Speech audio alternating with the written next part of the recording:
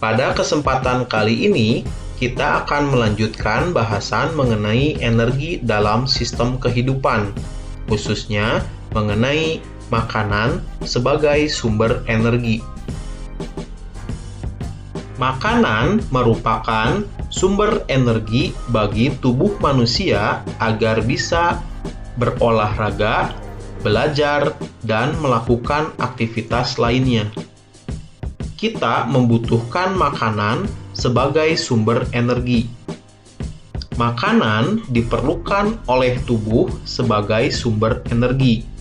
Dengan asupan makanan yang baik dan cukup, kita dapat melakukan berbagai aktivitas sehari-hari. Zat makanan yang berperan sebagai sumber energi adalah karbohidrat, protein, dan lemak.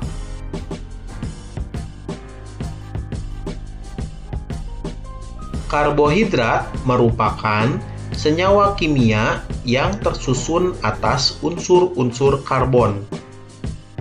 Bahan makanan yang banyak mengandung karbohidrat, misalnya beras, jagung, kentang, gandum, umbi-umbian, dan buah-buahan yang rasanya manis. Karbohidrat berperan sebagai sumber energi. 1 gram karbohidrat setara dengan 4 kilokalori.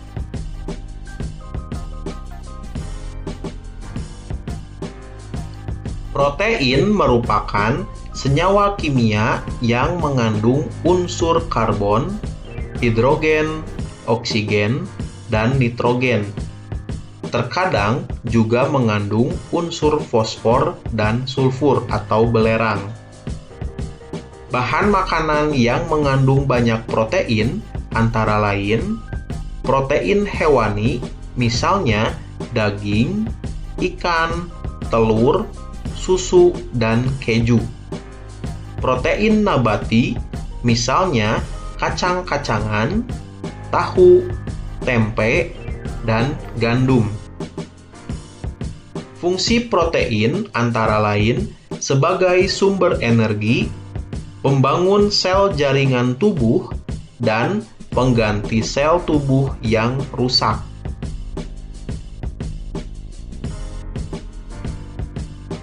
Lemak merupakan senyawa kimia yang mengandung unsur karbon, hidrogen, dan oksigen. Peran lemak untuk menyediakan energi sebesar 9 kalori per gram. Melarutkan vitamin A, D, E, K, dan menyediakan asam lemak esensial bagi tubuh manusia. Lemak mulai dianggap berbahaya bagi kesehatan setelah adanya suatu penelitian yang menunjukkan hubungan antara kematian akibat penyakit jantung koroner dengan banyaknya konsumsi lemak dan kadar lemak di dalam darah. Penyakit jantung koroner terjadi apabila pembuluh darah tersumbat atau menyempit karena endapan lemak yang secara bertahap menumpuk di dinding arteri. Bahan makanan yang mengandung banyak lemak antara lain lemak hewani, contohnya keju, susu, daging, kuning telur, daging sapi, daging kambing, daging ayam, dan daging bebek.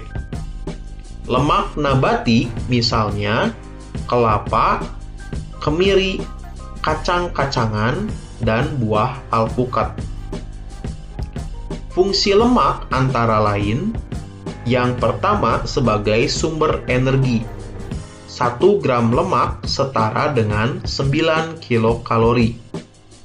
Yang kedua, sebagai pelarut vitamin A, D, E, dan K. Yang ketiga, sebagai pelindung organ-organ tubuh yang penting. Dan yang keempat, sebagai pelindung tubuh dari suhu yang rendah. Transformasi energi dalam sel.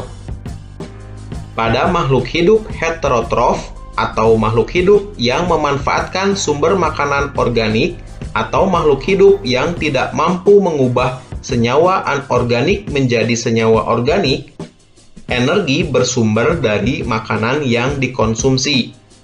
Energi ini akan mengalami transformasi mulai dari energi potensial berupa energi kimia makanan menjadi energi panas dan energi kinetik atau gerak dalam aktivitas makhluk hidup tersebut.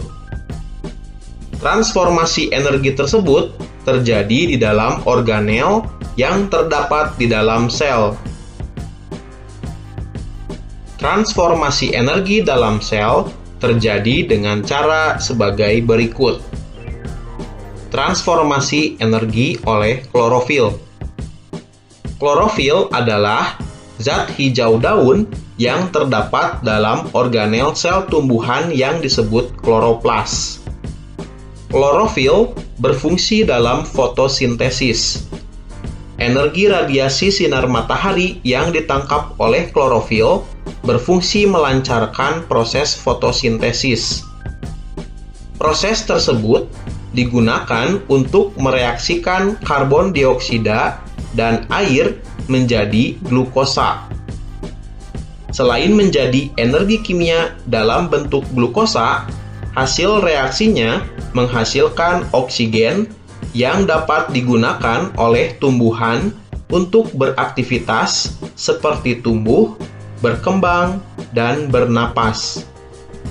Jadi, energi radiasi matahari yang berbentuk energi cahaya diubah menjadi energi potensial dan energi kimiawi yang disimpan dalam molekul karbohidrat dan bahan makanan lainnya.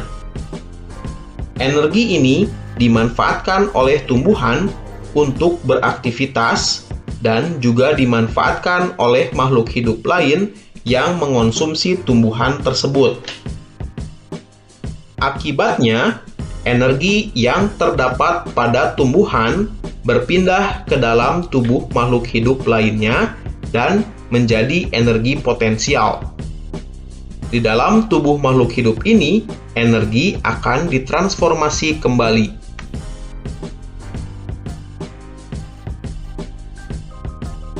Transformasi energi oleh mitokondria. Mitokondria adalah organel yang terdapat di dalam sel yang memiliki peran dalam respirasi sel. Di dalam mitokondria, energi kimia digunakan untuk mengubah karbohidrat, protein, dan lemak. Mitokondria banyak terdapat pada sel otot makhluk hidup dan sel saraf.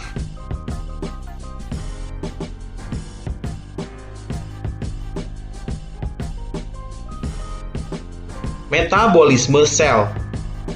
Metabolisme adalah proses kimia yang terjadi di dalam tubuh sel makhluk hidup.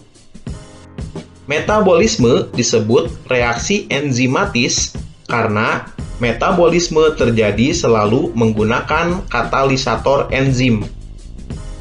Metabolisme terdiri atas reaksi pembentukan atau sintesis atau anabolisme seperti fotosintesis, dan reaksi penguraian atau katabolisme seperti respirasi. Enzim mengarahkan aliran materi melalui jalur-jalur metabolisme dengan cara mempercepat tahapan reaksi secara selektif.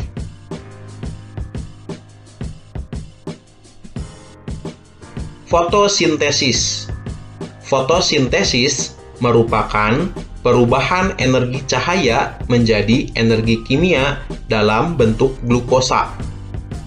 Sumber energi cahaya alami adalah matahari yang memiliki spektrum cahaya tampak dari ungu sampai merah, inframerah, dan ultra ungu tidak digunakan dalam fotosintesis. Pada proses fotosintesis yang terjadi di dalam daun, terjadi reaksi kimia antara senyawa air dan karbon dioksida. dibantu oleh cahaya matahari yang diserap oleh klorofil, menghasilkan oksigen dan senyawa glukosa. Glukosa adalah makanan bagi tumbuhan.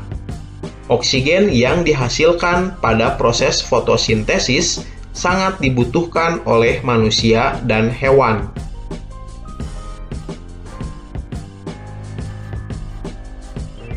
Respirasi.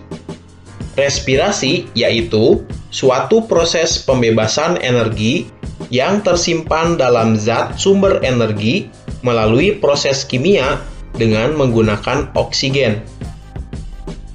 Dari respirasi dihasilkan energi kimia untuk kegiatan kehidupan, seperti sintesis atau anabolisme, gerak, dan pertumbuhan. Contohnya, respirasi pada glukosa. Reaksi sederhananya adalah sebagai berikut.